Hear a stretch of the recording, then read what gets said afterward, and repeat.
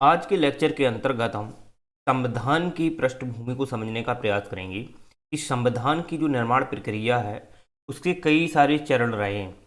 ठीक है, जिसमें से आप जानते हो कि हमारे यहाँ पर जो संविधान था, संविधान के पहले भारत जो था वो ब्रिटेन का उपनिवेश था। यानी कि ब्रिटेन द्वारा जो स्थानीय रूप में जो नियम थे, कानून थे, वहाँ की जो विधियाँ थीं, वो अपने अकॉर्डिंग डिसाइड करते थे, उन्हें निर्धारण करते थे और वहाँ पर देश को संचालन करने की जो व्यवस्थाएं थी उनकी जो बागडोर थी वो ब्रिटेन के हाथ में थी। राइट। लेकिन क्या हुआ कि इससे देखा जाए तो संविधान संविधान जो बना था तो उसके पीछे हमारे यहाँ पर एक पूरी कांग्रेस जी जो उदारवादी थी, राइट, और पूरे एक उग्रवादी थे। तो इनके बीच भी एक कन्फ्लिक्ट था। तो वो भी अपने अपने मताधार रखते थे, अपने अपने वहाँ पे विचार रखते थे, विचार विमर्श करते थे। जहाँ भी कोई भी विधि बनाई जाती थी तो वहाँ पर जो कांग्रेस था वो अपने अकॉर्डिंग वहाँ पे निर्णय निर्धारित करते थे, राइट, और उग्रवादी थे वो अपनी अकॉर्डिंग वहाँ पे जो विधि थी वहाँ की आलोचना करते थे। तो बात यहाँ आती है कि संविधान के लिए जब संविधान इसके धीरे धीरे एक प्रयोजन होता गया तो निश्चित रूप से जब संविधान सभा बनी तो संविधान सभा तो एक प्रकार से अंतरिम रूप से 1952 में एक संसद रूप में संविधान सभा ने ही काम किया। 1952 से पहले संसद नहीं थी, लेकिन अंतरिम रूप से ऐसा होता है कि कोई जब तक स्थायी रूप से संसद नहीं बन जाती है तब तक जब कोई ऑलरेडी जब कोई सभा बनी होती है उसको हम उस रूप में निर्धारित करते हुए उसे कार्य पद्धति में लाते हैं कि यह जब तक कार्य करेगी तब तक कोई एक स्थायी रूप से या संस्था नहीं बन जाती। तो संविधान जो सभा थी 1952 तक एक अंतरिम रूप से संसद के रूप में कार्य की, लेकिन उसके भी दो अलग अलग कार्य थे, वो हम आगे डिसाइड करेंगे। लेकिन इससे पहले ये समझना के प्रयास करेंगे कि संविधान एक्चुअली में होता क्या है और संविधान के जो कई सारे निर्माण के चरण रहे हैं उसमें से जो भी मांग की गई है संविधान की किस प्रकार से मांग की गई, और फिर संविधान सभा बनी, संविधान सभा की क्या अपनी एक व्यवस्थाएं रहीं, वहाँ की नीतियाँ रहीं, कौन से ऐसे प्रस्ताव रहे। ठीक साथ ही साथ वहाँ पर जो संविधान सभा में चुनाव हुए किस प्रकार से हुए, वहाँ कर ब्रिटिश प्रांत से हुए कि देसी रियासत से भी हुए, साथ ही साथ कमिश्नरी क्षेत्र थे वहाँ से भी हुए थे। ओके, तो इससे पहले हम ये समझने का प्रयास करेंगे कि संविधान एक्चुअली में होता क्या है।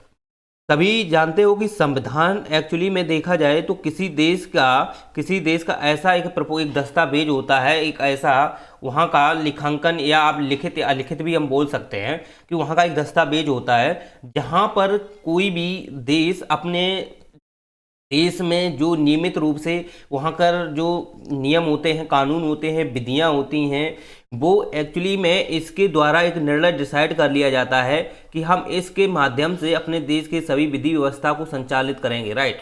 और ये विधि व्यवस्था जो रहेगी वो समान रूप से प्रत्येक वर्ग चाहे प्रत्येक समुदाय किसी के लिए हो वहाँ पर सभी के लिए समान रूप से इम्प्लीमेंट होगी अर्थात लागू होगी। तो ये एक्चुअली में किसी भी देश के लिए वो संविधान सभा होती ये संविधान होता है जो किसी नियम या कानून को उस देश में संचालन करने के लिए एक पूरा दस्तावेज तैयार किया जाता है। वो दस्तावेज ही क्या है, एक संविधान है। ठीक, अर्थात नियम कानून में आप जानते हो कि जैसे कि कोई भी जो एक लॉ होते हैं, रूल ऑफ लॉस हो गए या कोई फंडामेंटल राइट हो गए, या आप जैसे भी आप जो भी वहाँ की विधि या नियम या एक्ट होते हैं वो वहाँ के देश है, चाहे कोई भी देश हो, ठीक, उस देश के अपने नियम कानून होते हैं कि हमें अपने देश को कैसे संचालन करना है, अपने देश के नियम को कैसे निर्धारित करते हुए वहाँ की व्यवस्थाओं को रेगुलेट करना है। तो इनके लिए वहाँ पर एक अपने पूरे एक नियम होते हैं, एक अपनी पूरी प्रणाली होती है। तो वही से एक प्रणाली जो है वो प्रणाली को किस प्रकार से रेगुलेट किया जाए उसके लिए एक पूरा दस्तावेज तैयार किया जाता है, वही एक्चुअली संविधान है। संविधान कोई कोई एक देखा जाए तो अनौपचारिक दस्तावेज नहीं है, ये एक्चुअली में औपचारिक दस्तावेज है।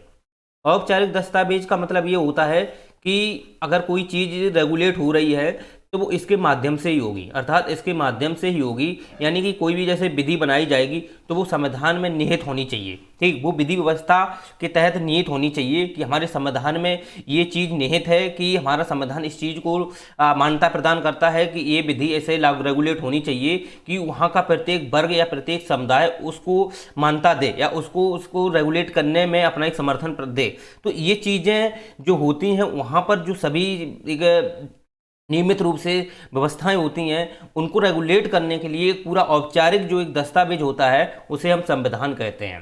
संविधान अगर आप देखोगे तो सम का मतलब एक होता है, इसका अगर हम संधि विच्छेद करें तो संविधान का सम प्लस विधान, सम का अर्थ होगा समान और विधान का मतलब विधि या कानून, विधि या नियम या कानून जो भी आप समझ लीजिए, ठीक।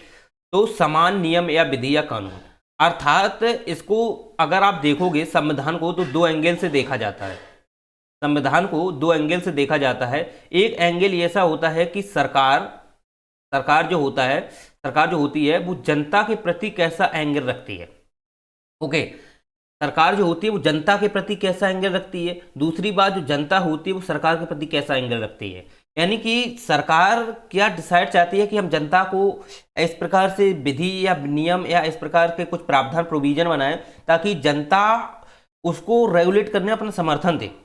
ओके, और जनता भी यही चाहती है कि हमें किस प्रकार से सरकार अपने नियम कानून द्वारा ऐसी कौन सी विधियां बनाती है ताकि हम उन विधियों का समर्थन करते हुए अपने देश का विकास या अपने राष्ट्र का विकास कर सकें, साथ ही साथ एक अपने जन का विकास कर सकें, सार्वजनिक हित कर सकें। ओके, तो इस उद्देश्य के लिए जनता भी यही चाहती है कि यही एक उद्देश्य होता है, वो जनता का भी होता है कि वो सरकार से अपनी एक डिमांड रखे। ओके, तो और सरकार भी चाहती है कि हम जनता से कुछ ऐसे कुछ मुख्य रखना चाहते हैं कि वो सरकार के द्वारा जो निर्धारित कानून नियम है उसको भी रेगुलेट करने में एक प्रकार का समर्थन दे। तो संविधान का अर्थ यही होता है कि सरकार टू जनता, जनता टू सरकार, यानी कि सरकार और जनता के बीच में जो एक कोरिलेटेड एक रिलेशन होता है वो एक्चुअली में देखा जाए तो एक विधि और नियम या कानून के तहत दोनों के बीच में एक आपस में एक समर्थन होना आवश्यक है। अगर आप समर्थन करते हैं निश्चित रूप से तो 100% है कि वहाँ का जो संविधान के जो नियम कानून है वो एक्चुअली में 100% उस देश की व्यवस्था को विकास के लिए, उस देश की व्यवस्था के नियम कानून के लिए बहुत ही महत्वपूर्ण है। ओके, तो सरकार और जनता इन दोनों के बीच में किसी संविधान या कानून नियम को लेकर के आपस में माथापच्ची मतभेद नहीं होना चाहिए। हाँ, वो एक अलग बात होती है कि मतभेद कुछ ही कानून नियम के तहत हो जाते हैं, लेकिन फिर भी उसे कहीं ना कहीं संशोधन करके, ठीक, उसमें कंस्ट्रक्शन करके या कुछ चीज़ें को आप उसमें बनाते हो तो 100% है कि जनता उसके लिए शेयर हो जाती है। ओके, तो इसके लिए सरकार और जनता दोनों के बीच में एक आपसी एक समर्थन होना चाहिए, आपसी एक प्रेम प्रसंग, अपना एक बंधुत्व होना चाहिए, एक जुड़ाव होना चाहिए, ठीक है, आपस में एक समानुभूति होनी चाहिए। तो सरकार और जनता दोनों के बीच एक अपना बिहेवियर एक समान रूप से होना चाहिए। तो निश्चित रूप से उस देश के विकास के लिए, वहाँ के नियम कानून के लिए 100% है कि वहाँ का संविधान है काफ़ी महत्वपूर्ण, कर्तव्यपूर्ण है। ओके, तो हम समझते हैं यही है कि संविधान एक्चुअली में दो दृष्टिकोण से बनाया जाता है। तो एक तो सरकार तो जनता और जनता तो सरकार। सरकार जनता से क्या चाहती है कि सरकार 100% कि हम कोई भी नियम बनाए या विधि बनाए, जनता उनका समर्थन करे। जनता भी यही चाहती है कि सरकार कोई ऐसी विधि बनाए या ऐसा कानून नियम बनाए कि हमारे देश के लिए, हमारे राष्ट्र के लिए, हमारे समाज के लिए, एक समुचित भलाई के लिए वो नियम कानून काफ़ी प्रासंगिक हो, काफ़ी महत्वपूर्ण हो, ताकि हम अपना देश का समर्थन करते हुए आगे बढ़ सकें। तो ये चीज़ें होती हैं, दोनों के बीच एक संबंध जो होता है वो काफ़ी जुड़ाव होता है, काफ़ी एक आंतरिक जुड़ाव होता है। ओके, तो यही चीज़ें हैं, तो इनके बीच में एक अपना समर्थन होना आवश्यक है और यही एक्चुअली में क्या है, एक वो संविधान है। संविधान कोई अलग चीज़ नहीं है। ओके, तो इसके लिए अब क्या होता है कि ये तो संविधान की एक परिभाषा के रूप में आपने डेफिनेशन थी वो नॉर्मली आपने समझ ली।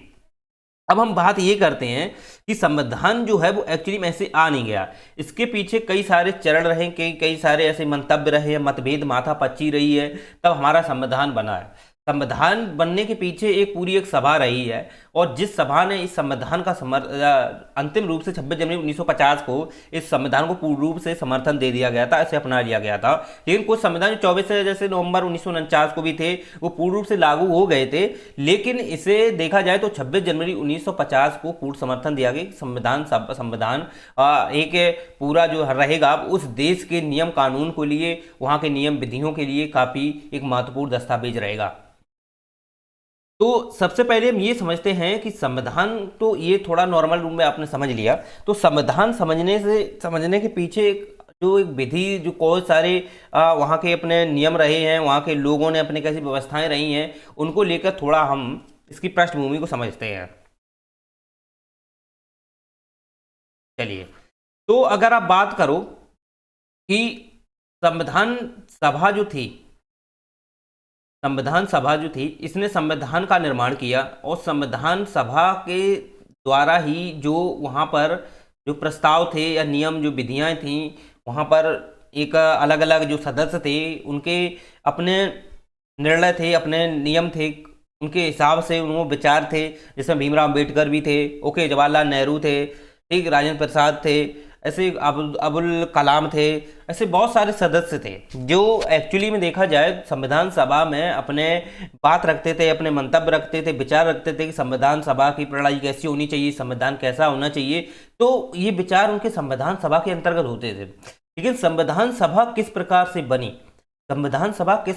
बनी, तो इसकी एक अपनी पृष्ठभूमि रहती है। ओके, तो थोड़ा हम इसको, अगर इसके बैकग्राउंड को थोड़ा समझने का प्रयास करें, तो जो संविधान सभा थी इसके पीछे देखा जाए तो संविधान सभा की जो सबसे पहली जो मांग की गई थी, पहले इसको एक चीज और समझ लेते हैं। देखिएगा, अगर संविधान सभा से पहले हमारे यहाँ पर जो कानून होते थे, क्योंकि भारत जो था वो ब्रिटेन का उपनिवेश था, कॉलोनी था। यानी उपनिवेश का मतलब ये होता है कि कोई भी देश है, कोई एक महाशक्ति है, किसी कमजोर महाशक्ति पर अपना स्थायित्व जमा लेती है, वहाँ के संसाधनों पर, वहाँ की कानूनी व्यवस्थाओं पर, ठीक है, वहाँ के जो भी नियम हैं, कानून हैं, वहाँ पर जब अपना सत्ता को स्थापित कर लेती है, तो निश्चित रूप से तो उस जो कमजोर देश है वो महाशक्तिशाली देश के लिए एक अपना एक उपनिवेश हो जाता है। ठीक है, तो यही एक उपनिवेश था। और ये उपनिवेश अगर देखा जाए तो ये एक नव उपनिवेश के रूप में ही था, क्योंकि यहाँ परंपरागत जैसी कोई चीज़ें ज़्यादा नहीं थी, केवल एक संसाधनों को लेकर, वहाँ के वित्तीय व्यवस्थाओं को लेकर के, और ज़्यादा से ज़्यादा एक दोहन को लेकर के, वहाँ के संसाधनों को दोहन करने के लिए एक वहाँ पर एक अपना सत्ता हस्तांतरण करना होता है। सत्ता हस्तांतरण करना नहीं, वहाँ पर सत्ता का एक विस्तार करना होता है। तो वही सत्ता का जो विस्तार था वो हमारे यहाँ पर ब्रिटेन ने भारत में किया। तो यही जो भारत था वो ब्रिटेन का एक उपनिवेश बन गया।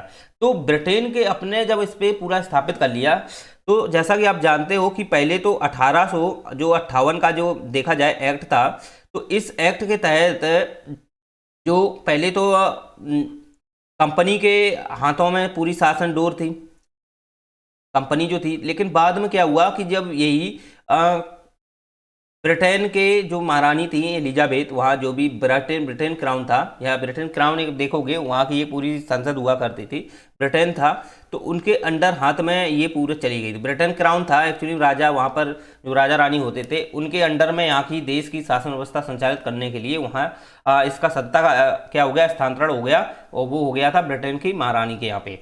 तो फिर उनके द्वारा वहाँ पर निर्धारित जो भी जैसे गवर्नर जनरल बनाए जाते थे या वायसराय बनाए जाते थे, वायसराय जो होते थे उनको फिर वहाँ से उनको चयन किया जाता था, उनको मनोनयन किया जाता था। तो उनके आधार पर ही हमारे देश की जो व्यवस्थाएं थी संचालित होती थी।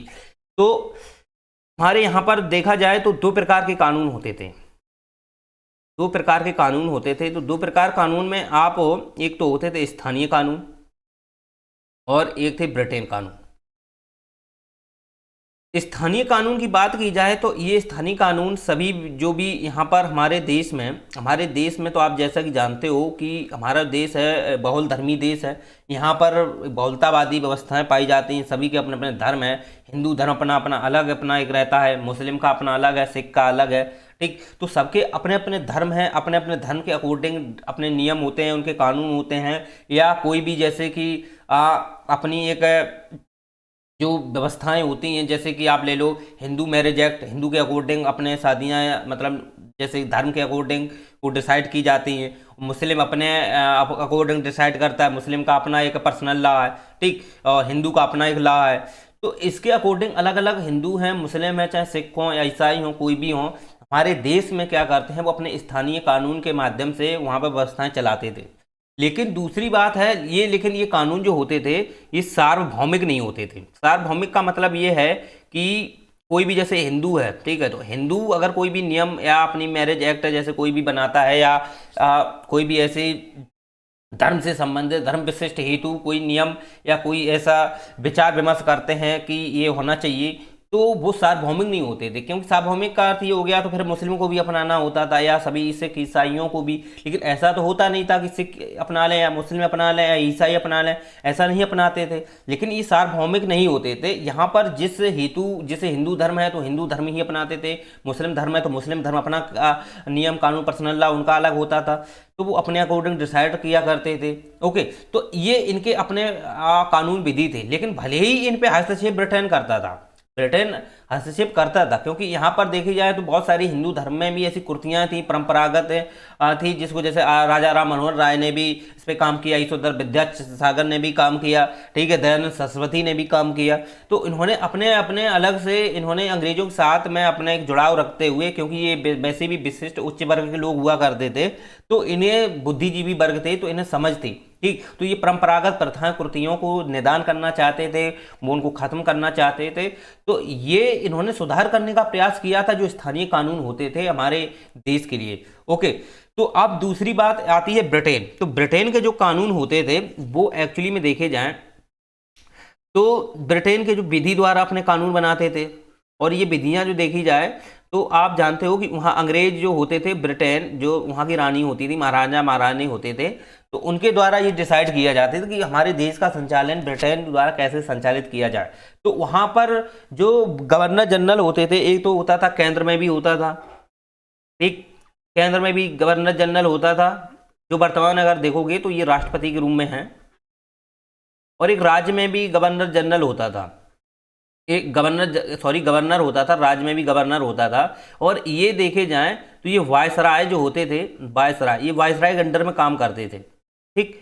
और ये गवर्नर जो देखा जाए तो ये राज्यों में होता था, और ये एक्चुअली में वहाँ की जो विधि व्यवस्थाएं हैं उनको नियंत्रण करता था, और ये अपना कहीं ना कहीं मंतव्य जो था इसका एक संबंध अपना रखता था। ये केंद्र का जो गवर्नर जनरल होता था उससे अपना पूरा एक जुड़ाव रखता था, और ये सीधे वायसराय से अपना जुड़ाव रखते थे। और वायसराय जो होता था वो वहाँ की महारानी महाराजा जो हुआ करते थे उनके द्वारा चयन किया जाता था, मनोनयन या कुछ भी कर सकते थे, वो अपने अकॉर्डिंग डिसाइड करते थे। तो यही चीज़ है कि किस प्रकार से इन्होंने अपने जो विधि नियम है, अपने नियम कानून होते थे, उनको संचालित करने के लिए पूरा एक अपनी पूरी एक विधि व्यवस्थाएं होती थी, वो ब्रिटेन की होती थी। ओके, अब बात ये आती है कि इनके लिए अब बात यहाँ पे आती है कि जो ब्रिटेन के कानून होते थे तो इनके भी तो आलोचक होते थे, कुछ इनके समर्थक थे, उदारवादी भी समर्थक रहे हैं, उदारवादी समर्थक जैसे रहते थे। उदारवादी एक्चुअली में अपनी उदारता के माध्यम से इसमें परिवर्तन करना लाते थे, वो पूर्ण रूप से खुल के आलोचना नहीं करते थे, वो अपने दस्तावेजों के माध्यम से या कुछ ऐसे प्रपत्र होते थे उनके पास, तो उनके माध्यम से इसमें परिवर्तन करना चाहते थे कि वो हमारे यहाँ पर जो देश में जो विधि या ब्रिटेन जो विधियां बना रहा है उसमें वो इस प्रकार की विधि बनाए कि हमारे यहाँ की जो लोग हैं या हमारे यहाँ के जो व्यवस्थाएं हैं या वो चाहे कोई भी व्यवस्था हो, ठीक है, उसमें ऐसा सुधारात्मक प्रयास किया जाए ताकि वो एक समुचित रूप से सबका विकास हो सके, वो ऐसा चाहते थे। जबकि आलोचक थे वो सीधा सीधा ब्रिटेन की जड़ को ही उखाड़ना चाहते थे। वो उग्रवादी पंथी लोग जैसे होते थे तो उखाड़ना चाहते थे, वो यही चाहते थे, जैसे उसमें आप ले लो लाला लाजपत राय को ले लो, उसमें आप ले लो जैसे बाल गंगाधर तिलक को ले लो, तो ऐसे जो लोग होते थे वो एक्चुअली में यही चाहते थे कि वो सीधा ब्रिटेन को उखाड़ना चाहते थे। इसमें आपने देखो बहुत सारे इसके पीछे पूरा एक हम हिस्ट्री में समझने का प्रयास करेंगे, पूरा एक देखे जाए तो कितने सारे विद्रोह हुए थे।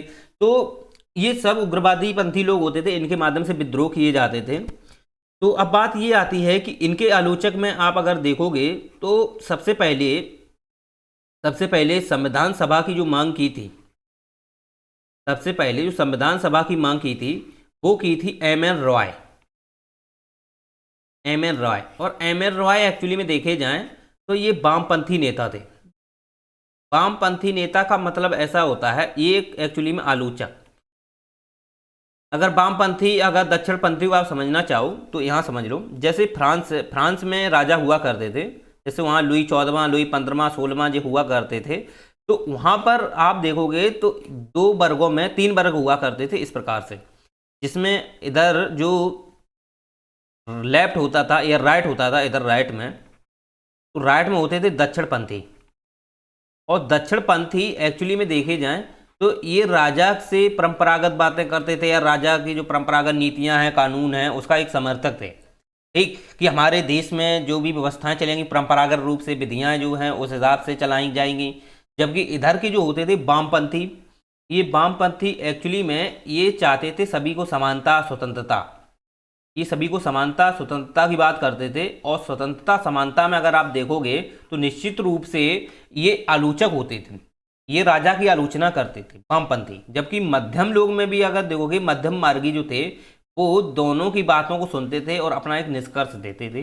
तो उस अकॉर्डिंग राजा काम करता था, मध्यम मार्गी अकॉर्डिंग इनकी भी सुनता था, इनकी भी सुनता था। और जब ये दोनों का निर्णय देते थे तो इसके आधार पर राजा अपना कार्य करता था, आगे व्यवस्थाओं को नियमित करता था। ओके, अब बात ये आती थी वामपंथी थे, तो इसी वामपंथी जो नेता थे हमारे ब्रिटेन भारत में, तो भारत में वो थे एम एन रॉय। तो एम एन रॉय जो थे उन्होंने सबसे पहले संविधान सभा की मांग की। ठीक, इन्होंने सबसे पहले संविधान सभा की मांग की थी। फिर ये संविधान सभा की जो इन्होंने मांग की थी वो की थी 1934 में। ओके, लेकिन बाद में भी इसकी मांग देखा जाए तो कांग्रेस ने भी की थी। तो कांग्रेस ने, पंडित जवाहरलाल नेहरू थे, उन्होंने भी इसकी मांग की थी। थोड़ा समझते हैं, संविधान सभा की अगर बात की जाए तो इसके पहले तो आप जैसा जानते हो एम एन रॉय ने तो पहले की थी, क्योंकि एम एन रॉय जो थे, एक मिनट, एम एन रॉय जो थे वो सीपीआई के फाउंडर थे, यानी कम्युनिस्ट पार्टी ऑफ इंडिया, जो एक साम्यवादी एक दल था, उसके ये मतलब देखा जाए तो ये फाउंडर थे, साम्यवादी दल के फाउंडर थे। क्यों? सीपीआई देखा जाए तो ये एक आलोचक पार्टी है। आज भी देखा जाए तो जो विद्रोह वगैरह होते हैं आपने देखे हो पूर्वोत्तर क्षेत्र में, तो उसमें कहीं ना कहीं इसके हाथ रहते हैं सीपीआई वगैरह के, मार्क्सवादी। क्योंकि ये देखा जाए तो ये वहाँ की जैसे व्यवस्थाएं, जैसे ब्रिटेन पहली व्यवस्था थी, तो ब्रिटेन की जो व्यवस्था थी उसको उखाड़ना चाहती थी सीपीआई दल जो था। ठीक, उसके फाउंडर एम एन रॉय रही हैं। तो आज भी ये कहीं ना कहीं प्रभाव डालते हैं, ये भी सत्ता को उखाड़ना, अराजकता जैसी भावनाओं को अपनाते हैं, ये अराजकता को ज़्यादा ज़्यादा समर्थन करते हैं। ये इस प्रकार से दल होते हैं कि ये चाहते हैं कि वहाँ की देश है या जो भी वहाँ की सरकार है उसको उखाड़ना चाहते हैं। ठीक, अपनी जड़ को उखाड़ करके वहाँ पर एक सभी को मतलब वहाँ की सरकार को ये रखना ही नहीं चाहते, केवल बस यहाँ पर एक प्रकार की साम्यवादी व्यवस्था का, एक प्रकार के ये मार्क्सवादी व्यवस्था के एक समर्थक होते थे सीपीआई। तो ये उसके फाउंडर रहे हैं। ठीक, अब बात ये आती है कि एम एन रॉय के बाद में 1935 में कांग्रेस ने भी मांग की थी। कांग्रेस की तरफ से 1935 में एक मांग की थी पंडित जवाहरलाल नेहरू ने, और पंडित जवाहरलाल नेहरू ने संविधान सभा की मांग की थी, वो की थी वयस्क मताधिकार। वयस्क मताधिकार का अर्थ ये हुआ कि जितने भी वयस्क लोग हैं, वयस्क लोग कितने होते हैं, मतलब कि आप देखोगे तो पहले वयस्क का मतलब वहाँ पे शायद 16 वर्ष था, अब तो 18 वर्ष है। तो वयस्क लोग जो होते हैं, मतलब कि जो वयस्क हो जाएं, बच्चे ना हो, एक वयस्क 16-17 से ऊपर के जो वयस्क ही होते हैं, तो ये वयस्क लोग हैं, उनके मताधिकार के आधार पर संविधान सभा का के जो लोग होंगे उनका निर्वाचन होगा। तो निश्चित रूप से उन्होंने वयस्क मताधिकार के आधार पर ही इन्होंने संविधान सभा की मांग की थी। अगर आप देखोगे तो 1935 का जो भारत सरकार अधिनियम था, 1935 का भारत सरकार अधिनियम था, ये इससे पहले जब देखो साइमन कमीशन जब 1927 में आया था, साइमन कमीशन, तो साइमन कमीशन देखा जाए तो इसमें तो वैसे भी अंग्रेजी ही थे सभी, तो इसकी तो आलोचना की थी। ठीक, ये देखा जाए तो शायद मुंबई पहुंचा था सबसे पहले, तो वहां पर साइमन वापस लौटो का एक नारा दिया गया था, तो उस आधार पर साइमन कमीशन को तो वहां लागू ही नहीं किया गया, तो इसमें कुछ संशोधन किए गए थे।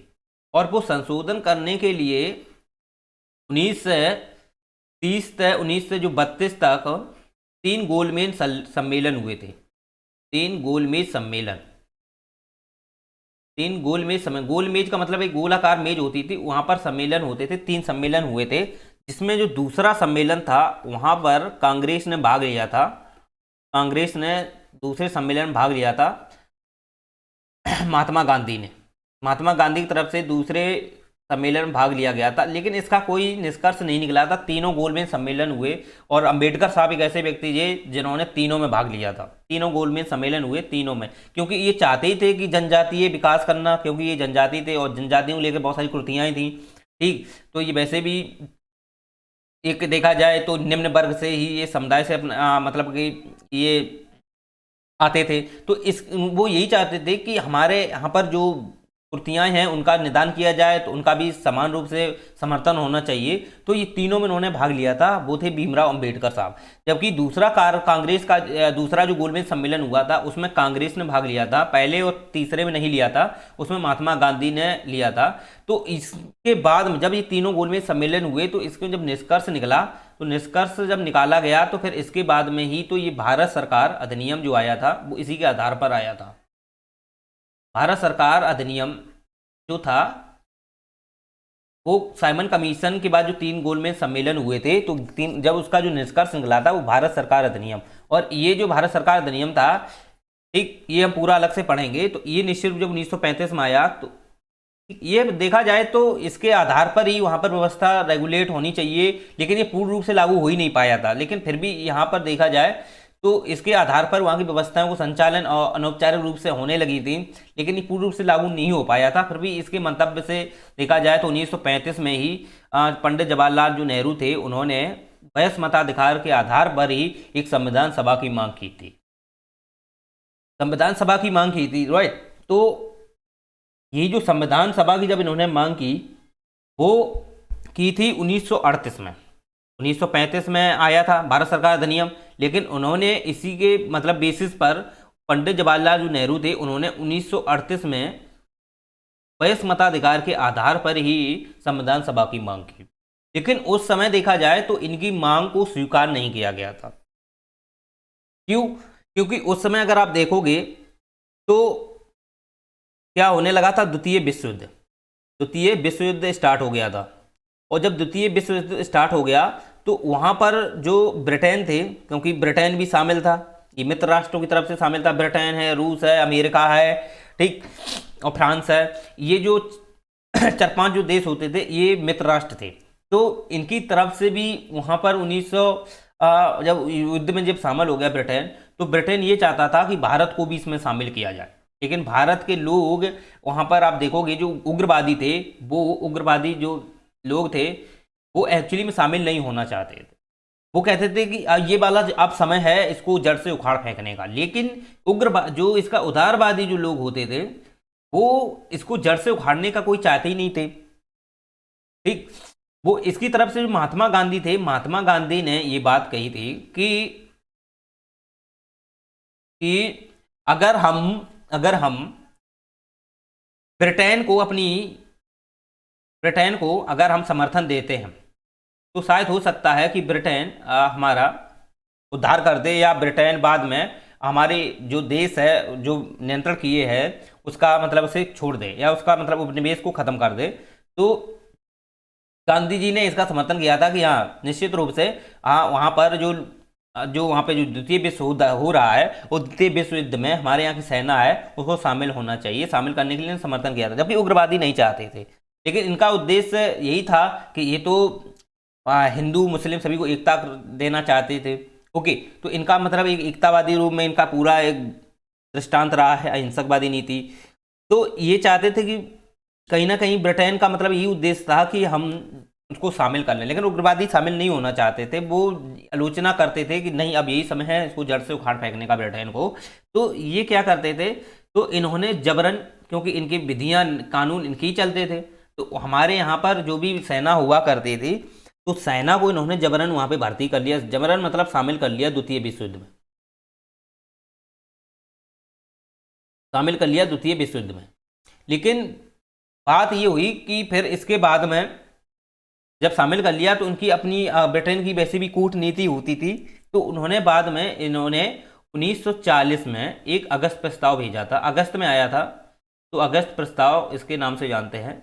1940 में एक अगस्त प्रस्ताव आया और अगस्त प्रस्ताव में ये जो पंडित जवाहरलाल नेहरू ने वयस्क मताधिकार की आधार पर जो संविधान सभा की मांग की थी, यही संविधान सभा की जो मांग की थी उसे 1940 में अगस्त प्रस्ताव ने स्वीकार कर लिया था।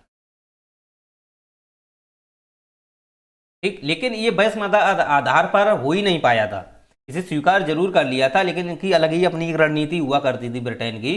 लेकिन वयस्क मताधिकार पर स्वीकार जरूर किया था, लेकिन ये लागू हो ही नहीं पाया बाद में। ठीक है, तो इसे स्वीकार कर लिया था वयस्क मताधिकार पर, क्योंकि उस समय देखा जाए तो 1939 में अगर इसे स्वीकार नहीं करना चाहते थे, इनकी नीति ही थी अगर स्वीकार नहीं करना चाहते हैं तो निश्चित रूप से हमारा जो भारतीय है समर्थन है बहुत ज़्यादा नहीं मिल पाएगा, विद्रोह इधर भी हो जाएगा, तो फिर ब्रिटेन को संभालना मुश्किल पड़ जाएगा। तो इन्होंने इस चीज़ को स्वीकार कर लिया कि उदारवादी जो नीति है वो वयस्क मताधिकार पर जो पंडित जवाहरलाल नेहरू कांग्रेस की तरफ से संविधान सभा की मांग कर रहे हैं इसको स्वीकार कर लिया जाए, ताकि यहाँ की जो सेनाएं हैं या हमारे जो भारत है उसका एक समर्थन मिल जाए। ठीक है, तो इस उद्देश्य से उन्होंने अगस्त प्रस्ताव के आधार पर 1940 में, और अगस्त प्रस्ताव जो था वो देखा जाए तो लॉर्ड जो लेन लिथगो थे उनके समयकालीन आया था, लॉर्ड लेन लिथगो ये गवर्नर होते थे। ठीक, तो इनके वहां पर देखा जाए लॉर्ड जो लिथगो थे तो इनके उस समय शायद देखा जाए तो ये वहाँ के शायद प्रधानमंत्री थे, देख लेना एक बार। तो लॉर्ड लिथगो थे, तो 1940 में इनके ही समयकालीन में ये अगस्त प्रस्ताव आया था, और इसे देखा जाए तो 1938 में अगस्त प्रस्ताव सॉरी वयस्क मताधिकार के आधार पर पंडित जवाहरलाल नेहरू ने जो संविधान सभा की मांग की थी उसे सर्वसम्मति से यहाँ स्वीकार कर लिया गया था। लेकिन स्वीकार जरूर कर लिया गया था, लेकिन ये बात ये थी, लेकिन ब्रिटेन ये चाहता था कि हम संविधान सभा की अभी संविधान सभा की बात अगर करेंगे तो ये उन्हीं जब विश्व युद्ध की समाप्ति के बाद करेंगे। एक विश्व युद्ध की समाप्ति के बाद करेंगे, ये कभी नहीं चाहते थे, ब्रिटेन नहीं चाहता था कि संविधान सभा की कोई भी ऐसी चीज मांग हो। लेकिन ब्रिटेन को ये करना क्यों पड़ गया, इसके पीछे भी बेसिक रीजन है। क्योंकि आप देखोगे जब विश्व युद्ध हो रहा था तो विश्व युद्ध में भी देखा जाए तो ब्रिटेन को भी भारी क्षति होने लगी थी। तो कहीं ना कहीं ब्रिटेन को जो नीतियां थी, औपचारिक नीतियां थी, उसमें भी कमियां आई। साथ ही साथ देखा जाए तो वहाँ पे ब्रिटेन के संसाधन हैं उनको लेकर के काफ़ी क्षति हुई, वहाँ की अपनी सैनिक क्षति हुई, ठीक, संसाधनों की क्षति हुई। तो ब्रिटेन भी पहले से भी काफ़ी दबाव में था। ओके, तो दूसरी बात यहाँ पर ये आती है कि वैसे तो ब्रिटेन यही चाहता था कि 1945 के बाद हम इस चीज़ को लेकर बात करेंगे, और बात सोई हुई 1945 के बाद ही 1946 में कैबिनेट मिशन आया। लेकिन इससे पहले भी एक जो क्रिप्स मिशन और आया था, तो थोड़ा और समझ लो क्रिप्स मिशन का उद्देश्य क्या था। क्रिप्स मिशन जो 1942 में आया, ये क्रिप्स मिशन इसी के बाद में देखा होगा आपने जो भारत छोड़ो आंदोलन हुआ था, तो क्रिप्स मिशन जो था ये आया तो संविधान निर्माण हेतु, संविधान सभा के मतलब संविधान के निर्माण हेतु या संविधान सभा के निर्माण के लिए ही आया था, वहाँ की व्यवस्थाओं के लिए ही आया था। लेकिन ये प्रत्यक्ष रूप से नहीं चाहते थे कि ऐसा हो। क्यों, ये एक्चुअली में देखा जाए तो फूट डालो नीति का एक पूरा व्यवस्था को अपनाता था। इसने फूट डालो नीति व्यवस्था को ही एक महत्व दिया था। ये देना मैं एक्चुअली में ये प्रत्यक्ष रूप से दिखाई नहीं दिया, लेकिन इसका एक दृष्टांत यही था, आंतरिक दृष्टांत विचार इसके यही थे क्रिप्स मिशन के, कि वहाँ पर जो हिंदू हैं मुस्लिम हैं इसमें कहीं ना कहीं फूट डाली जाए, और यही हुआ ही, फूट डाली गई। और इसमें फूट जब डली तो ब्रिटेन जो मुस्लिम लीग थी तो उसके जिन्ना थे, तो मुस्लिम लीग में तो वैसे भी अपना मुस्लिम लीग पहले से ही भड़काऊ थे, बयान में थे, भड़कते थे, तो उन्होंने सीधे सीधे वो पाकिस्तान की, मतलब पाकिस्तान में ऐसा शब्द तो आप देखोगे तो 1935 में ही आया था, लेकिन दो फूट डालो की जो बात थी इसमें पाकिस्तान की इन्होंने मांग की, ये अलग अपनी पाकिस्तान की मांग करने लगे। तो 100% है इस सब, इसने ही तो फूट डालो की नीति अपनाई थी संविधान क्रिप्स मिशन ने, ये 1942 में आया था। इसका उद्देश्य संविधान या वैसा निर्माण करना नहीं था, लेकिन आया था उसी उद्देश्य से, लेकिन ये अंदर से इसकी अपनी कूटनीति अलग थी कि कैसे ना कैसे देश में वहाँ पर मुस्लिम हिंदू मुस्लिम में फूट डाली जाए। तो इस उद्देश्य से ये जो था क्रिप्स मिशन भारत में आया था, दिल्ली। ये कहाँ आया था? चलिए अब बात हम ये करते हैं,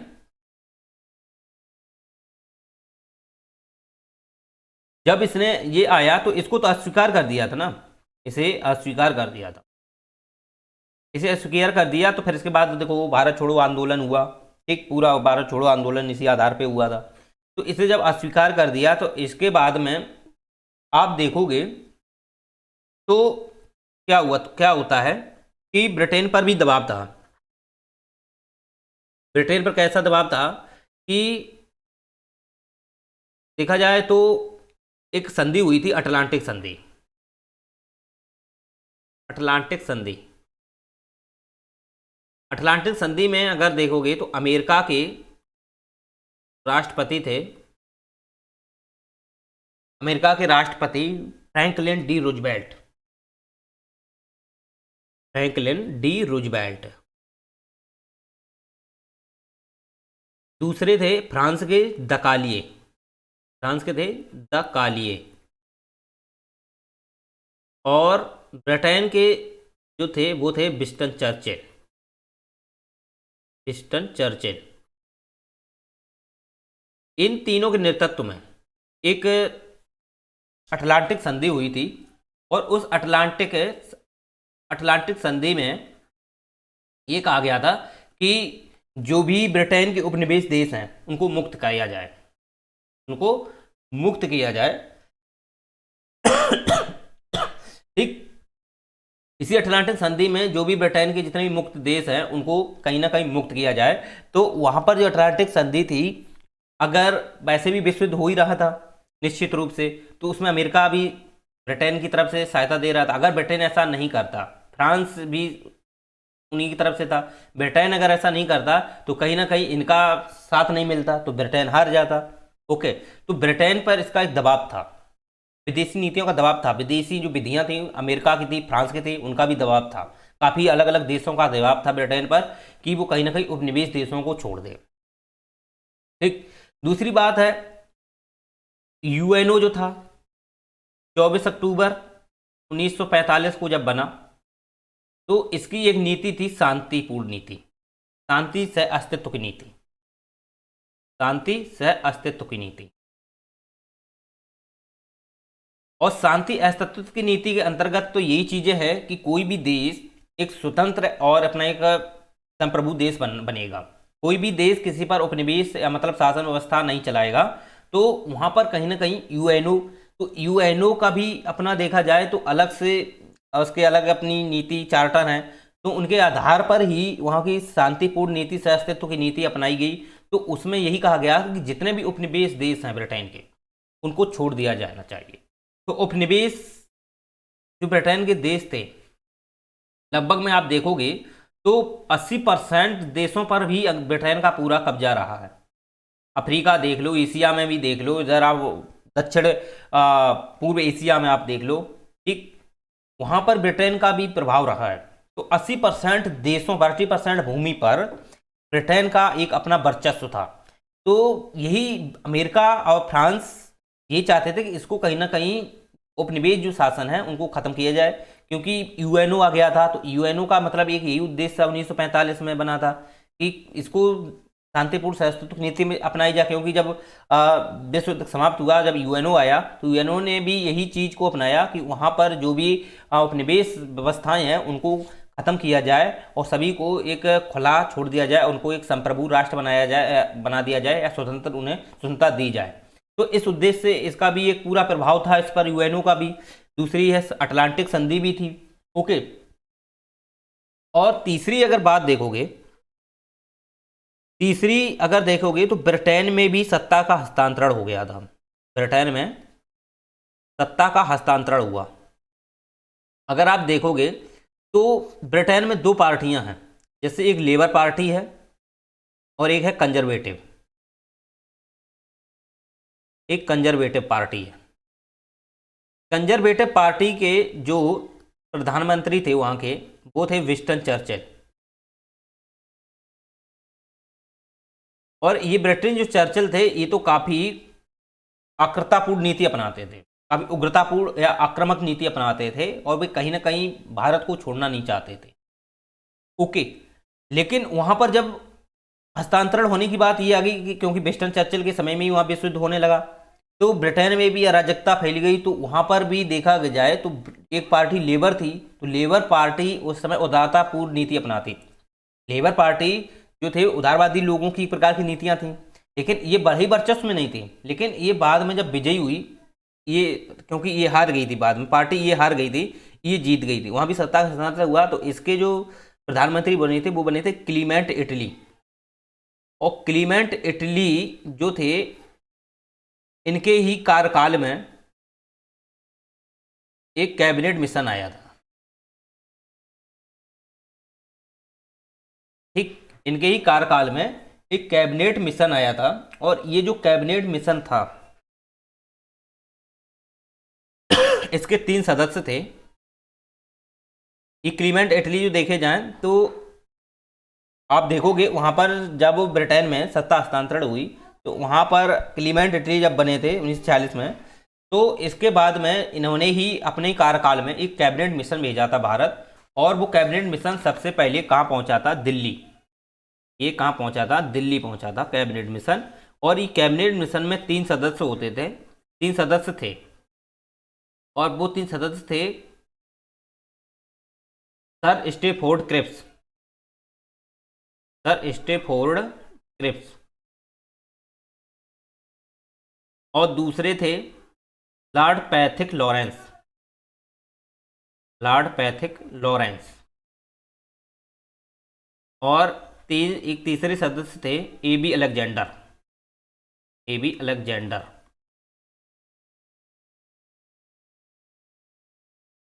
ये 3 सदस्यता के नेतृत्व में इन्होंने एक कैबिनेट मिशन भेजा था, वो दिल्ली पहुंचा था। ओके, लेकिन इसकी एक डिमांड थी, इसकी अगर आप देखोगे तो इसका पूरा सीधा सीधा यही डिमांड थी कि ये संविधान सभा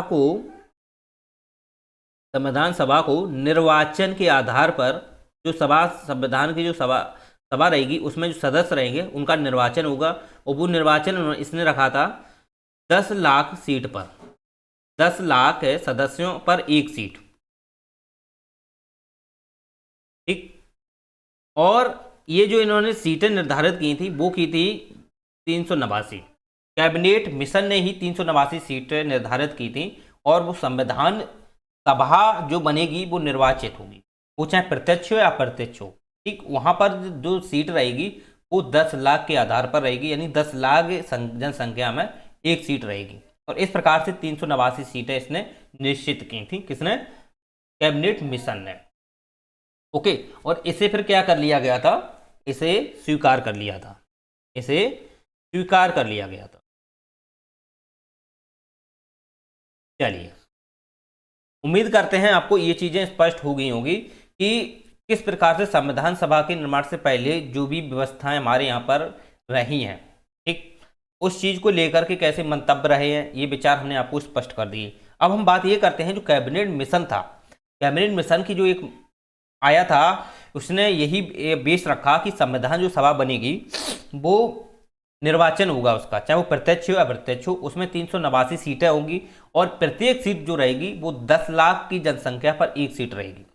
और साथ ही साथ देखा जाए तो इसमें सभी वर्ग के लोग शामिल होंगे, सभी वर्ग के लोग शामिल होंगे। आप अगर देखोगे, चाहे वो जनजाति, मतलब ऐसा होता था कि सीट कहीं से भी हो सकती थी, सीट में इसमें कोई प्रकार का विभेदन नहीं था, कोई डिस्क्रिमिनेशन नहीं था, कोई विभेद नहीं था, चाहे वो कोई भी सीट हो। लेकिन अगर वो सीट निश्चित रूप से अगर वहाँ की 10 लाख जनसंख्या द्वारा चुनी गई है, चाहे वो जनजातीय हो, चाहे वो हिंदुओं की हो, चाहे मुस्लिम की हो, चाहे ईसाई की हो, किसी भी हो, किसी भी धर्म की हो, वो सीट रहेगी, वो 10 लाख की जनसंख्या के आधार पर ही होगी। और वो सीट में किसी प्रकार का कोई भी विभेदन नहीं देखने को मिलेगा, जात के आधार पर या धर्म के आधार पर।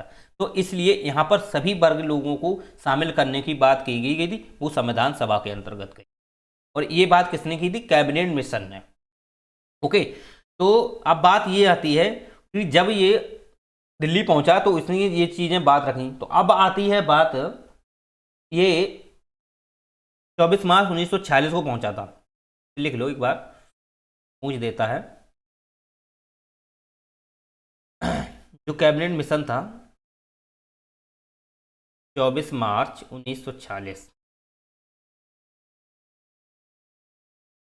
चलिए, तो 24 मार्च 1940 को ये संविधान मतलब यहाँ पहुंचा था। तो इसने अपनी बातें ये कही थी पूरी, जो हमने आपको वही स्पष्ट कर देंगे, ठीक।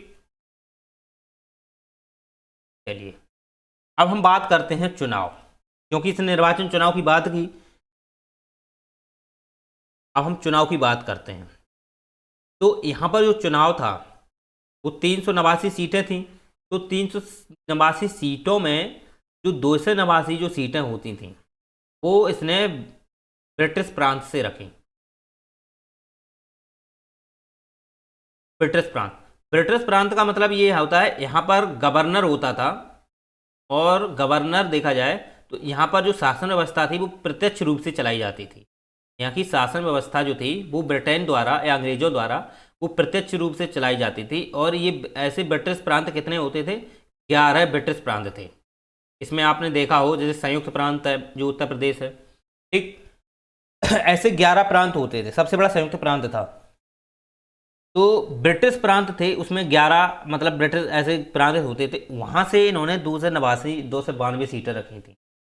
ओके, अब इसमें चाहे इसमें 292 में आप देखोगे तो ये ब्रिटिश प्रांत तो होती थी, और जो 4 सीटें होती थी वो कमिश्नरी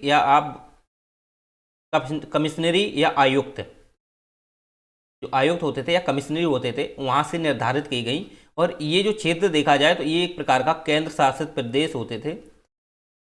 यहाँ भी देखा जाए तो गवर्नर बैठता था, गवर्नर जनरल बैठता था, वो होता था केंद्र का।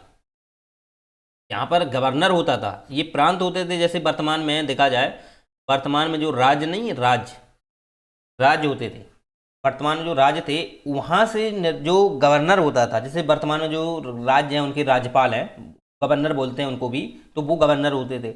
जबकि गवर्नर जनरल ये केंद्र में होता था, ठीक।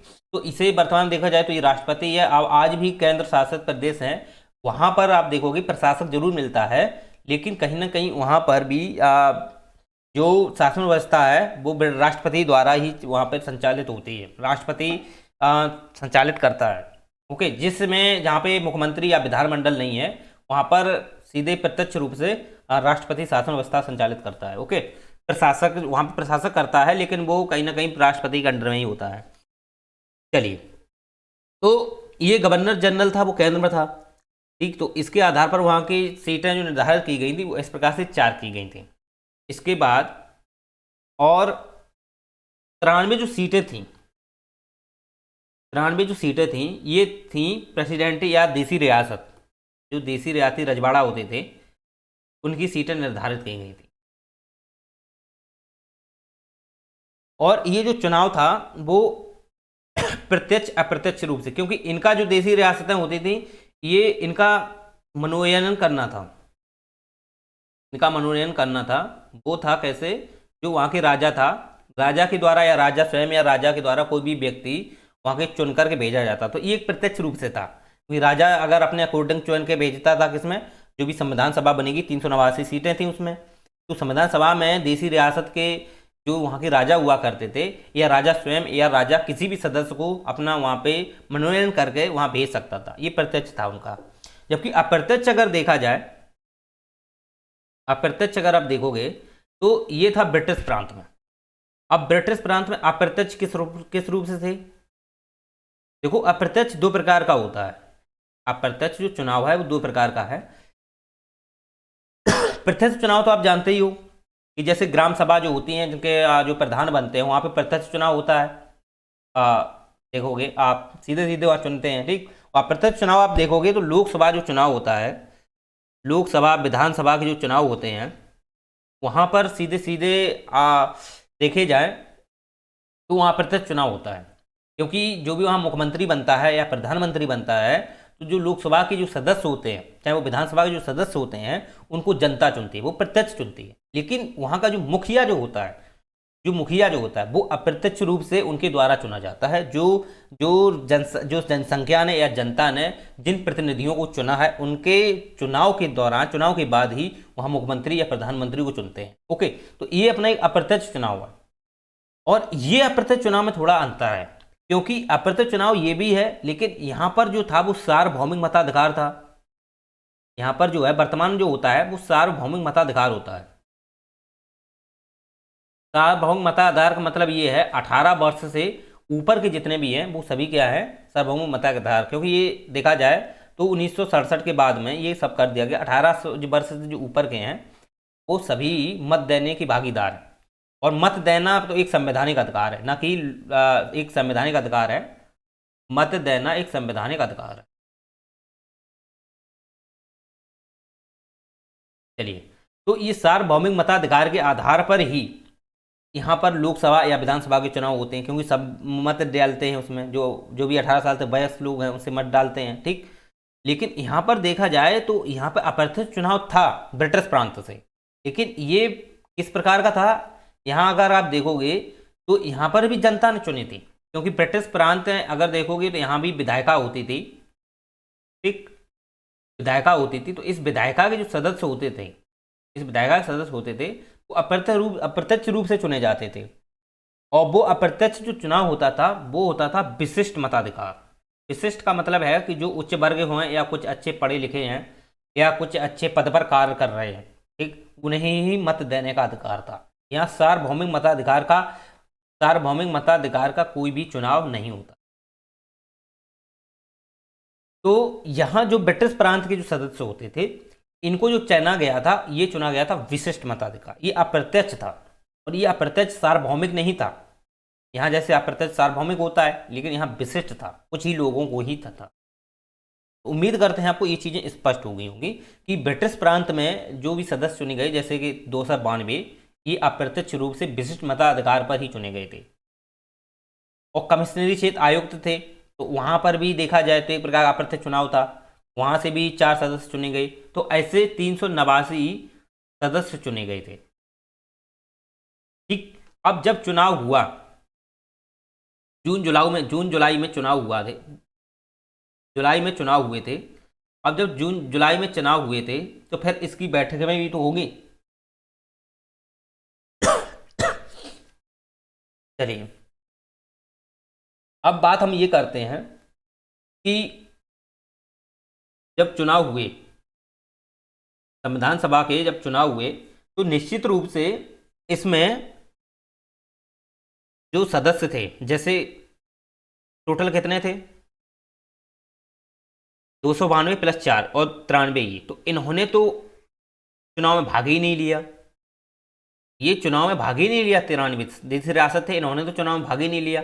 ये मतलब ये अपना देश का अलग से निर्माण करना चाहते थे, या ये ऐसा, क्योंकि हमारे आप देखोगे तो हिंदू मुस्लिम में तो भी फूट डली थी, हिंदू मुस्लिम फूट डली गई थी, वोट डल गई थी कि पाकिस्तान निर्माण के लिए, तो पाकिस्तान या भारत निर्माण, अलग अलग दो विभाजन देश के लिए।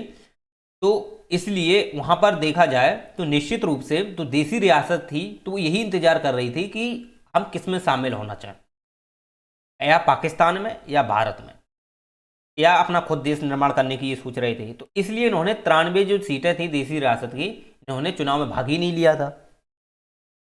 तो इस प्रकार से 292 और 204 इन्होंने भाग लिया था। अब इसमें से देखा जाए जब चुनाव हुए तो निश्चित रूप से 296 में से 208 जो सीटें थी वो कांग्रेस ने जीती और 73 सीटें थी वो मुस्लिम ने जीती। 15 सीटें जो थे वो अन्य दल भी थे। अन्य दल जो बनाए गए थे स्थानीय लोगों के द्वारा, जो दल बनाए गए थे अलग अलग, जैसे कम्युनिस्ट पार्टी जो भी दल था और भी बहुत सारे दल थे, ठीक। उन दलों को जब वो अभी वर्तमान जैसे केंद्रीय दल, उनको राष्ट्रीय दल घोषित किए गए हैं, उस आधार पर यही दल पहले भी थे। तो ऐसे दल जो 15 अन्य दल, 15 जो सीटें थी अन्य दलों को मिली। तो ये 296 सीटों का तो हो गया चुनाव। अब 296 सीटें होंगी और 93 सीट जो सीटें थी इन्होंने भाग ही नहीं लिया था। तो 296 में से 208 जो सीटें थीं वो कांग्रेस ने जीती और 73 मुस्लिम में जीती। लेकिन 208 सीटर में ऐसा नहीं था कि इसमें टोटल हिंदू ही हों, ऐसा नहीं था, इसमें मुस्लिम भी थे। 200 जो 8 सीटें थी इसमें भी मुस्लिम थे, जैसे अबुल कलाम आज़ाद, मौलाना जो अबुल कलाम थे मौलाना अबुल कलाम थे, वो इसी सीट कांग्रेस की तरफ से ही थे। 208 जो सीटें थी उसी में के एक सदस्य थे। और मुस्लिम लीग जो थी इसमें मुसलमान नहीं थे, ठीक, 15 अन्य थे। तो इस ये क्या था, पूरा एक चुनाव हो गया और ये चुनाव 296 सीटों पर हुआ। 93 में इन्होंने तो भाग ही नहीं लिया था। चलिए अब बात करते हैं प्रथम, अब इसकी जो चुनाव हुए तो अब तो बैठकें होंगी, अब निश्चित रूप से बैठक होंगी। अब हम करते हैं प्रथम बैठक। प्रथम बैठक जो हुई थी वो हुई थी 9 दिसंबर 1946 में। 9 दिसंबर 1946। अब 9 दिसंबर जब 1946 में जब प्रथम बैठक हुई तो इसमें 211 सदस्यों ने ही भाग लिया। देखो 296 सीटों पे चुनाव हुआ था, 10 लाख की सीटों के आधार पर, 10 लाख की मतलब कि वहाँ की जनसंख्या पर एक सीट के आधार पर जो 293 को होना था, उसमें तो 93 ने तो भाग ही नहीं लिया था देसी रियासतों ने, लेकिन उसमें 296 थे उन्होंने भाग लिया था। लेकिन उसमें से जब पहली बैठक हुई, कोई भी चुनाव होते हैं तो चलो चुनाव ना हो गए हैं, अब अच्छा क्या करते हैं, बैठक करते हैं, अपने संविधान निर्माण के लिए या व्यवस्थाओं के लिए बैठक करते हैं, कैसे प्रपोजल आए अपने अपने पर्पज के लिए, क्योंकि कोई भी चीज़ होती है, कोई बैठक होती है, उसका एक अपना पर्पज होता है। तो उसी पर्पज को लिए तो ये 1946 में एक सीट मतलब कि 211 बैठे थे, मतलब सॉरी 1946 में जब इसकी प्रथम बैठक हुई, इसी उद्देश्य से हुई कि देखो कौन कौन जीता है, सभी को देख लिया जाए अच्छे से, कि अपने विचार विमर्श थोड़े रखे जाए, और इसी उद्देश्य से हुई थी। कोई इसमें ज़्यादा संशोधन या कोई प्रस्ताव रखने की जैसा कोई सीट मतलब ये नहीं थी, मतलब ये बैठक नहीं थी, केवल एक नॉर्मली बैठक थी। उस बैठक में यही देखना था कि कौन कौन जीता है, कौन कौन लोग जीते हैं, किस क्षेत्र से जीते हैं, ब्रिटिश फ्रांस से कौन कौन लोग आए हैं, मुस्लिम लीग से कौन कौन आए हैं, तो ये देखना था। 1946 की जो 9 दिसंबर पहली बैठक हुई थी उसमें से केवल 211 ने ही भाग लिया। 296 में से कितने लोगों ने भाग लिया था? 211। चलिए 211 जो भाग लिए थे, ठीक। और अब बात ये आती है कि 211 ने भाग लिए थे, अब इसमें मुस्लिम लीग ने भाग ही नहीं लिया। इसमें मुस्लिम लीग ने भाग नहीं लिया क्योंकि कश्मीरी क्षेत्र थे, कुछ कांग्रेस के क्षेत्र थे, उन्होंने भाग लिया था, और मुस्लिम लीग ने इसने भाग नहीं लिया क्योंकि मुस्लिम लीग अलग से ही अपना एक पाकिस्तान निर्माण की बात कर रही थी। ये तो अपने ही पाकिस्तान निर्माण करने की बात की थी। तो इसके ही आधार पर ही तो आप जानते हो कि जो 3 जून 1947 था, जो गवर्नर जनरल जो थे वो थे माउंटबेटन। तो माउंटबेटन ने ही तो सबसे इसके पाकिस्तान और भारत के विभाजन की बात की थी। लेकिन ये एक प्रपोजल था, 3 जून 1947, विभाजन नहीं हुआ था। और विभाजन हुआ था स्वतंत्रता अधिनियम जो एक्ट बना था 1947 का, उसके तहत विभाजन हो गया था। उसमें जो नियम थे, कानून थे, जो भी क्षेत्र विशेष के कानून थे, ठीक, उनके आधार पर वहाँ पे एक एक्ट बनाया गया था 1947 का, उसके तहत ही पूरा विभाजन हो गया था। लेकिन 3 जून 1947 का एक प्रपोजल था, वो लाए थे माउंटबेटन। तो इस प्रपोजल को अपना लिया गया था, स्वीकार कर लिया गया था कि किस प्रकार से वहाँ पे पाकिस्तान और उसका धीरे धीरे वहाँ पर जो पाकिस्तान है, भारत है, उसका मतलब एक विभाजन की बात कही गई। ठीक, जब विभाजन हो गया तो फिर निश्चित रूप से जब 1947 को तो फिर विभाजन हो गया, तो इसके बाद में क्या हुआ कि मुस्लिम लीग तो वैसे ही पूरा पाकिस्तान चाहती थी। अब देसी रियासतें जो थी, जो देसी रियासतें थीं, अब वो देसी रियासतें धीरे धीरे शामिल होने लगी। लेकिन 3-4 रियासतें ऐसी भी थीं जो विवादास्पद में थी, जैसे जूनागढ़ की देख लो, भोपाल की देख लो, जम्मू कश्मीर की देख लो और हैदराबाद की देख लो। ठीक, ये 4 जो रियासतें थी ये भी अभी विवादास्पद में थी। ये इनको यही नहीं चाहती थी हम कहाँ शामिल हों। कुछ जो जैसे 93 थी उसमें कुछ पाकिस्तान में भी शामिल हो गई, कुछ भारत में भी शामिल हो गई। लेकिन 4 जो थी वो कहीं ना कहीं देखा जाए तो अभी भी अपने फैसले पे अड़ी हुई थी। तो उनको तो बाद में ही सरदार पटेल थे, उन्होंने ही जो इतनी सारी 569 जो रियासतें थी उनको एकत्र करने का प्रयास किया था। ठीक, तभी तो उनको लॉ-प्रोस बोलते हैं। तो 1946 में जब प्रथम बैठक हुई तो इसके सदस्य कौन बनाए गए थे? अस्थाई सदस्य। अस्थाई, कोई तो अस्थाई सदस्य बनाया ही जाए, क्योंकि सभी आ गए हैं तो सबकी अपने अपने विचार रहेंगे, सब कुछ रहेंगे, तो एक अस्थाई सदस्य होना चाहिए। अस्थाई जो अध्यक्ष था वो बनाए गए थे सच्चिदानंद सिन्हा। सच्चिदानंद सिन्हा को बनाया गया था। ठीक, देसी राष्ट्र में शामिल होने लगी थी धीरे धीरे। ओके, तो सच्चिदानंद सिन्हा को बनाया गया। लेकिन जब दूसरी बैठक हुई 11 दिसंबर 1946 को, 11 दिसंबर जब 1946 को बैठक हुई तो इस बैठक में स्थायी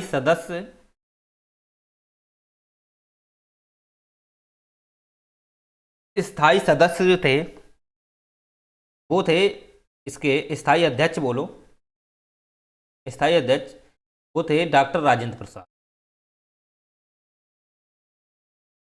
साथ ही 2 उपाध्यक्ष भी नियुक्त किए गए थे, 2 उपाध्यक्ष भी चयन किए गए थे।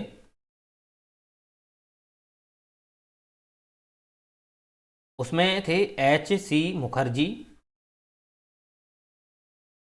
और B.T. कृष्णमाचारी। B.T. कृष्णमाचारी, तो H.G. मुखर्जी और B.T. कृष्णमाचारी ये 2 उपाध्यक्ष थे। और स्थायी जो अध्यक्ष थे वो डॉक्टर राजेंद्र प्रसाद थे। और अस्थायी जो अध्यक्ष थे, जो सबसे पहले नियुक्त किए गए, चयन किए गए थे, वो किए गए थे सच्चिदानंद सिन्हा। तो इस आधार पर ये 2 बैठकें हुई थी। अब तीसरी अगर हम बैठक की बात करें तो तीसरी जो बैठक थी वो हुई थी 13 दिसंबर 1946।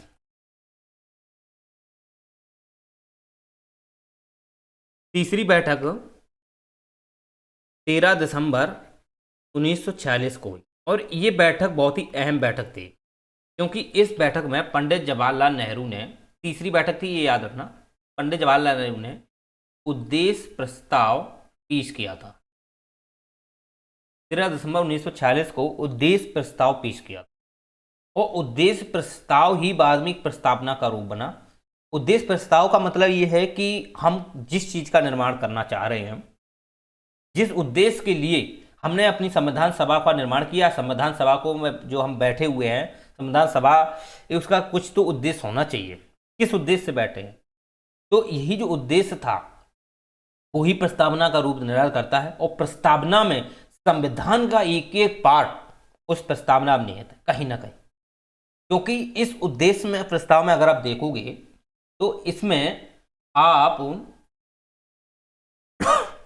ये उद्देश्य प्रस्ताव जो था ये पहले भी देखा जाए तो कांग्रेस की एक विशेषज्ञ समिति थी, कांग्रेस की एक विशेषज्ञ समिति थी,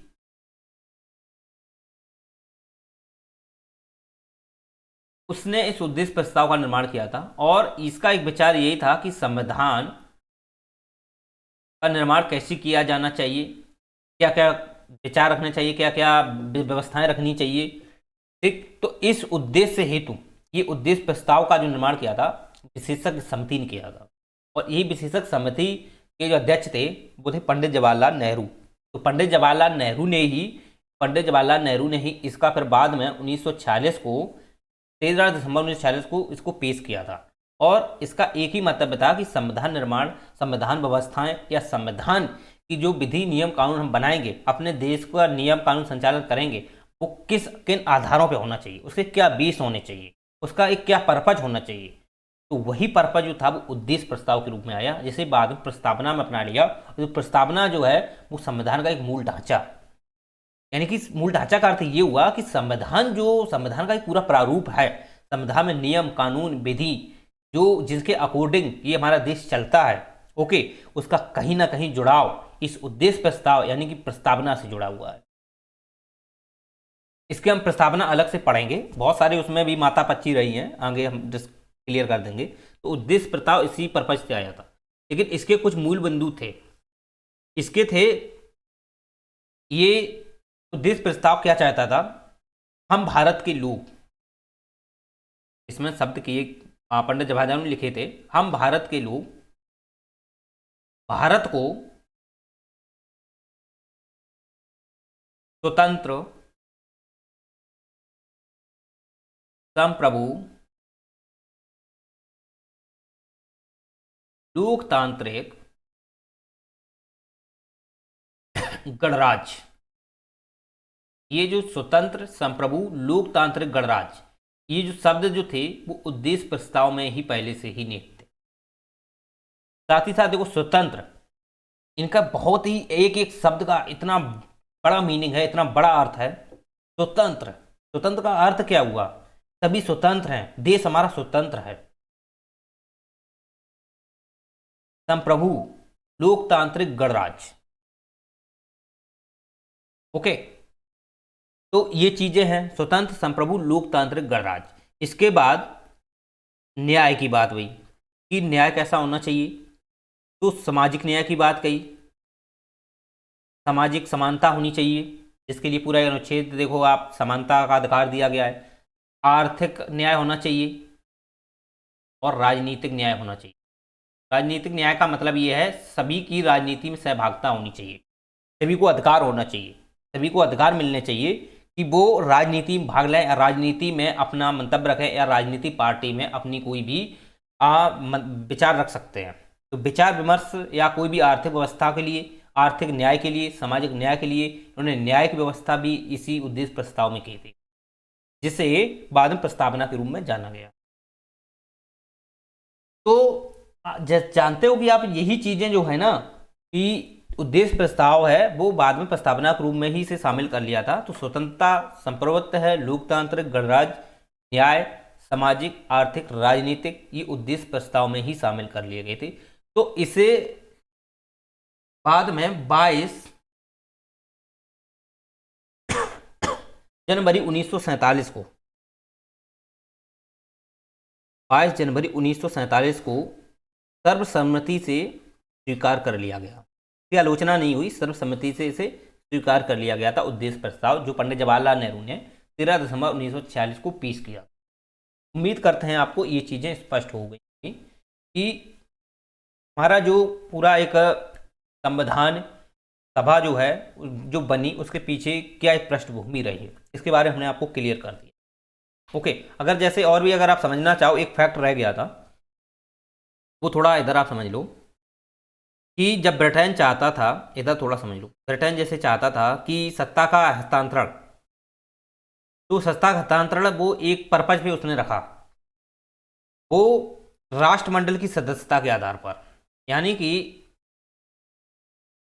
हम सत्ता का हस्तांतरण तभी करेंगे जब जो हमारे उपनिवेश हैं वो कहीं ना कहीं इस राष्ट्रमंडल की सदस्यता लेंगे, और राष्ट्रमंडल का कोई इस पर कोई ज़्यादा वो दबाव नहीं रहेगा, मतलब एक वर्चस्व की बात होती है। यानी कि अगर मान लो जैसे एक देश है, ब्रिटेन है ये, जैसे भारत है ये, तो ब्रिटेन का पूरा प्रत्यक्ष रूप से इस पर प्रभाव था, उपनिवेश था ब्रिटेन, भारत ब्रिटेन का, ओके।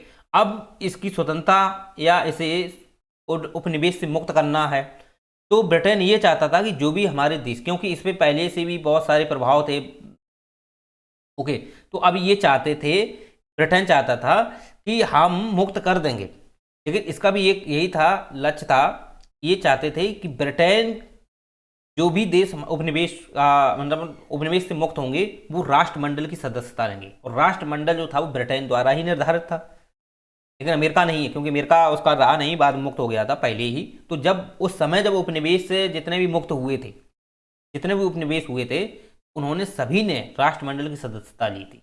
तो भारत भी एक राष्ट्रमंडल का सदस्य है। ओके, तो राष्ट्रमंडल की सदस्यता लेने का मतलब ये नहीं था कि वहां पर ब्रिटेन का प्रभाव रहेगा, ऐसा नहीं था, ये अनौपचारिक था, ये अनौपचारिक था। भारत स्वतंत्र है, संप्रभु है, अपने आप में नियम में, सब विधि में, कानून सब में सब स्वतंत्र है, संप्रभु है, इस पर कोई दबाव नहीं है, लेकिन कहीं ना कहीं अनौपचारिक रूप से वो एक राष्ट्रमंडल का सदस्य है।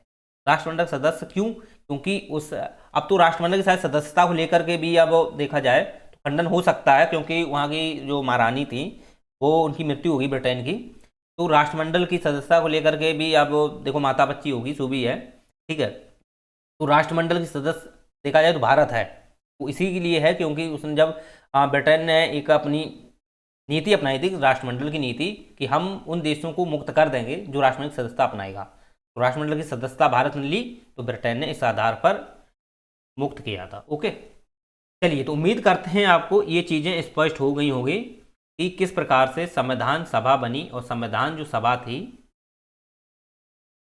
उसके अब क्या प्रपोजल रहे हैं उसके आगे हम क्लियर करेंगे। उम्मीद करते हैं ये लेक्चर आपको कंप्लीट समझ में आया होगा। चलिए।